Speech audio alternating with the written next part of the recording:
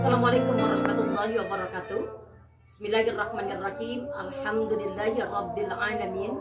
Wassalatu wassalamu alal mab'usin rahmatan lil alamin. Sayyidina wa maulana Muhammadin wa ala alihi wa ashabihi ajma'in. Alhamdulillah, di Ramadan yang kedua Allah memberikan kita sehat walafiat. Mudah-mudahan insya Allah saudaraku semuanya berada di mana saja berada, insya Allah diberikan sehat lahir batin, sehat lahir, sehat batin, sehingga menjalankan ibadah, menjadikan ibadah kita yang bernilai di depan Allah Subhanahu wa Ta'ala. Salawat ma'asalam terlimpah kepada baginda Nabi Muhammad sallallahu alaihi wasallam. Tentunya kita berharap syafaatnya yang kita nantikan fi yaumil qiyamah.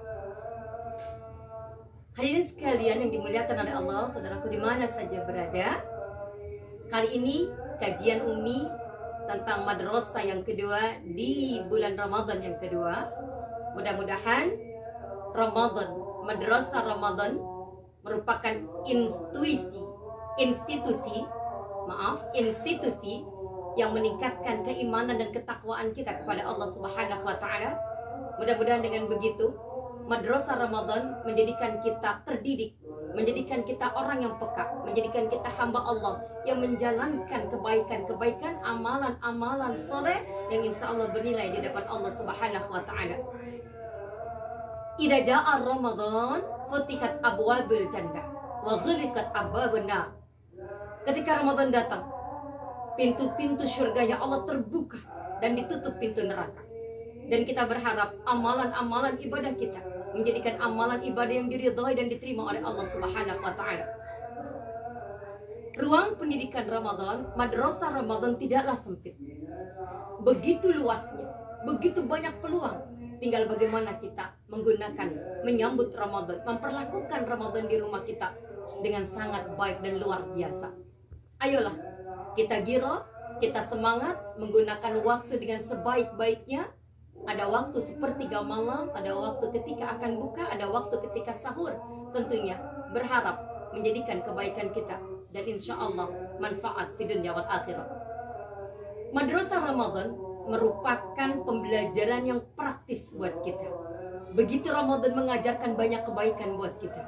Dimulai bagaimana hati kita untuk peka, bagaimana cara kita berbagi kepada orang lain, bagaimana kita peduli kepada orang lain, bagaimana solidaritas kita, bagaimana kedermawanan kita, bagaimana kita mencintai tentunya sesama kita. Ingat, kalbun yang sehat, kalbun yang hidup adalah kalbun yang peka. Dan kita berharap tentunya amalan soleh kita, hati kita menjadi hati yang peka, yang insya Allah manfaat untuk kita semuanya dalam kita menjalankan ibadah Ramadan. Jemaah sekalian, hadirin sekalian, saudaraku di mana saja berada, ingat, Ramadan hanya 30 hari berada di kita. Dan Ramadan, mau kita menggunakan baik ataupun tidak, kita melakukan amalan-amalan soleh ataupun tidak, Ramadan tidaklah rugi. Dan dia akan pergi dengan cepatnya. Tinggal kita. Mudah-mudahan bukan kita menjadi orang yang rugi, tapi menjadi orang yang beruntung di depan Allah Subhanahu wa Ta'ala. Mari kita tingkatkan kedermawanan kita tingkatkan rasa peka kita tingkatkan infak kita ingatkan bahwa barang siapa yang ingin bertemu dengan Ilahi Rabbi, faman kana yarju liqa'a rabbi falyamal amalan salih. Barang siapa yang ingin ketemu dengan Ilahi Rabbi, ayolah kita berbuat amal saleh. Mudah-mudahan amal saleh kita di bulan Ramadan yang berlipat-lipat ganda menjadikan kebaikan buat kita, yang itu insya Allah amat sangat beruntung buat kita semuanya. Hadirin sekalian yang dimuliakan oleh Allah Subhanahu wa Ta'ala, interaksi kita kepada Al-Quran, kitabullah, insya Allah menjadikan sesuatu yang nilainya tinggi di depan Allah Subhanahu wa Ta'ala. Syahrul Ramadan alladzi unzila fihi al-Quran hudan lin-nasi wa bayyinatin minal huda wal furqan. Sebagai petunjuk buat kita semuanya. Semakin kita berinteraksi dengan Al-Quran, semakin kita sering membaca kitabullah, semakin kita mentadaburkan. Ingat, tilawah Al-Quran di bulan Ramadan bukan seberapa banyak hatamnya. Kalaupun itu hatam merupakan anugerah yang harus kita terus tingkatkan. Tapi yang hakiki, yang sebaiknya adalah bagaimana mendawamkan Al-Quran, membaca Al-Quran, kita pahami artinya. Tadabbur Al-Quran menjadikan kita begitu interaksi lebih kuat lagi kepada Allah Subhanahu wa Ta'ala. Jemaah sekalian, amalan soleh kita akan bernilai di hadapan Allah Subhanahu wa Ta'ala ketika kita mampu dan mempunyai persyaratan, sebagaimana Muaz menyampaikan. Qala Muaz, al-amalu soleh alladhi fihi arba'atu asya. Amal soleh yang kita lakukan ada 4 persyaratan. Yang pertama adalah al-ilmu, yang kedua adalah an-niyat, yang ketiga adalah as-sabr, yang keempat adalah al-ikhlas. Amalan soleh yang kita lakukan haruslah dengan ilmu. Beribadah tanpa ilmu tentunya mardud. Dengan diiringi ilmu yang mumpuni, insya Allah amalan soleh, amalan yang kita lakukan menjadikan kebaikan buat kita yang insya Allah akan bernilai di depan Allah Subhanahu wa Ta'ala. Dan jangan lupa dengan niatnya. Niat yang kita lakukan akan sampai kepada Allah Subhanahu wa Ta'ala.